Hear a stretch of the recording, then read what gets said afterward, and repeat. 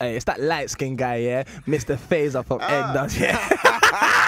So I'm saying it's been a little while still, It's been man. a hot minute, S man. It's been a hot minute, bro. How you been? All right. I've been nice, man, but I'm so happy that it's actually your time now. Hey, you know what? So am I, man. It's been a long time coming, and it's time for the capitalization, man, the takeover. Yeah, because like, you know, some people thought maybe your time wouldn't come. Oh, that's what a lot of people thought, man. But all I know is music, bro. So it was inevitable, man. Like it's a bit understated because like for people like myself that have been in the studio with you, you know, certain industry people, they know that you get down with the music, they know how talented you are, but for some of the outsiders like the fans, they don't necessarily know how talented, they just see you sometimes as like, the third member. Do you know what I mean? Yeah, don't get me wrong, like the core fans, the core fans, they know, but it's about converting and opening the eyes of the ones that don't.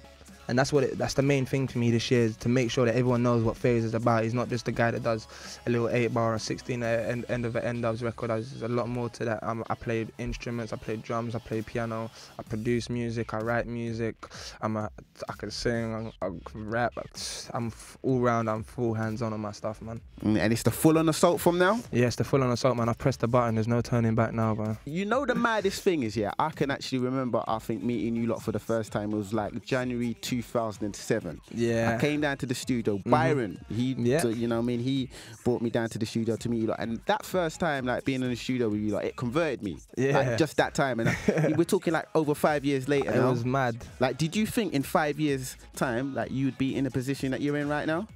To be honest with you, like beginning from starting with N Dubz, we always wanted to be famous. We always kind of knew that we could do it, like, so you have to be optimistic in this world, man. This world's plastic, it acts on your active attention. Whatever you put out there comes back. So if you really believe that you can do something, and you need to really believe that, then it's gonna happen. But to be honest with you, no, man, I never thought it was gonna take off the way that it did, and I'm happy that people supported the music and went out and bought CDs and asked the radios to play the songs and asked the TVs to play the videos and stuff like that. Because without people supporting, we wouldn't have been able to put out great music for anyone, man. And some people don't know that you produced, you know, Talisa's #1 and you produced Dappy's #1 as well. Yeah. It's been a lot of hands-on. Even though we're doing solo ventures, N Dubz will always be the base, you know. Like whether we're working together collectively as a group or not, we still got some hands-on on each other's projects, man. So, but tell me about the hunger. Like, is your hunger? Let me show you something, yeah. Because I'm looking in your eyes, I can see the hunger, but I want you to tell me. Funny you say that, you know what? Because you know what?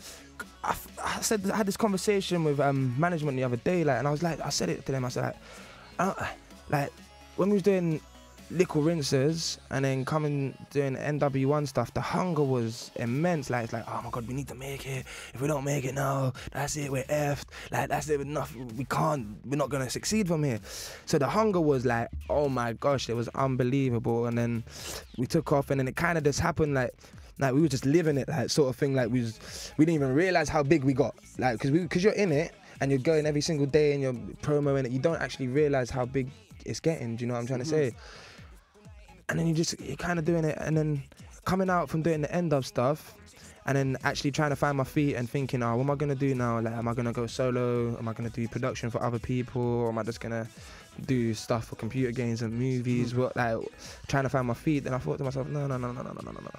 It's only right. All I know is music. All I know is performing. All I know is this. I don't know anything else. Like, apart from other stuff that I don't condone in anymore. Like, apart from that, it's all I know. Do you know what I'm trying to say? So it was inevitable for me to just go in the studio and start my solo stuff. Right now, the hunger, I can proudly say it's the same as it was from the Liquor Rinses day. Right now, I'm hungry.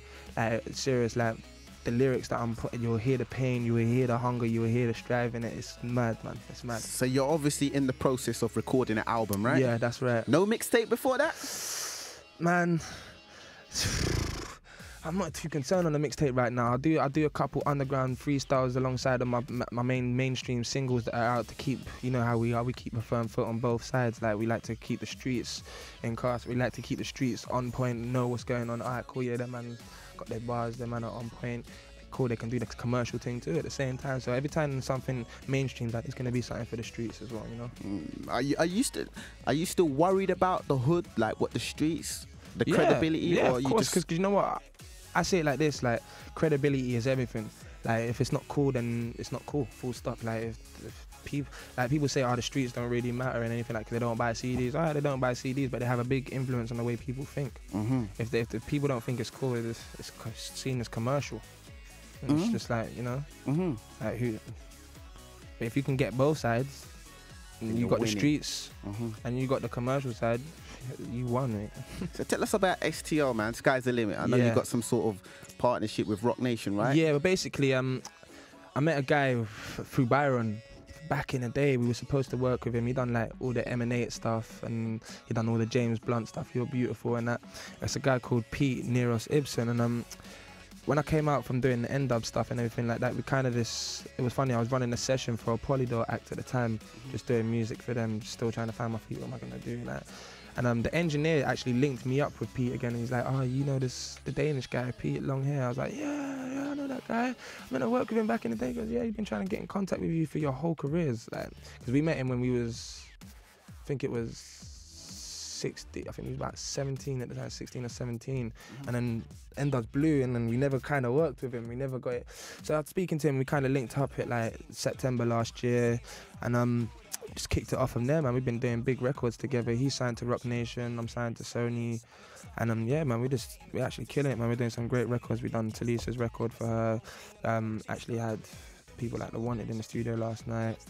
There's got a big writing session next week. I don't even want to drop the name, but it's a mad. I'll tell you off camera, off the record. Trust me, SK will always get the exclusives. Trust me. Now tell me, do you like it? You like it? Tell me how you want it. You want